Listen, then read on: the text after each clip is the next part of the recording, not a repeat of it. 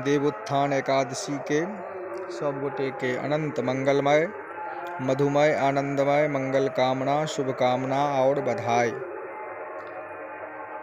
आए कार्तिक शुक्ल एकादशी तथा देवोत्थान एकादशी के अवसर पर और संग हरिवासर योग के अवसर पर समस्त मिथिलावासी संग समस्त देशवासी के अनंत अभिनंदन और पुण्य पुण्य शुभकामना।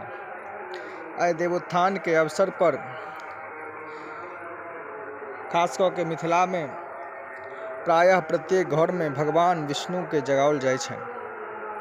ओना तो भगवान कहियो सुते नहीं छथिन, लेकिन चातुर्मास में एले विधान जे आषाढ़ शुक्ल एकादशी में भगवान शयन करै छथि, भाद्र शुक्ल एकादशी में वो अपन पार्श्व परिवर्तन करै छथि और आय अर्थात कार्तिक शुक्ल एकादशी में जे छै न भगवान निंद्रा से जगै छथिन।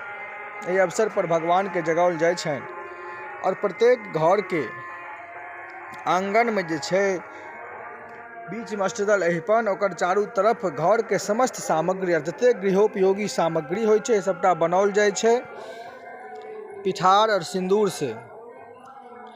एवं प्रकार से नाना प्रकार के गृहोपयोगी सामग्री बनल है। सूर्य चंद्रमा के संग पुस्तक बहुत चीज के तो नामो नहीं बुझल है। खुरपी हाँसू है, गाय के खूर, साइकिल, मोटरसाइकिल, पुस्तक,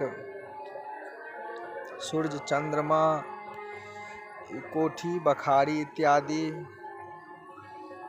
सूप, चालैन, झाँझ, लोहिया, करौछ, छोलनी, डबूक, टेंगारी, कुरहैर, पंखा, अलमारी, वीआईपी, गोदरेज, ट्रंक, मोटरसाइकिल, नाना प्रकार के वस्तु जे छै गृहोपयोगी बनाओल जाय छै और मिथिला के प्रत्येक आंगन में ई बनेबाक विधान छै।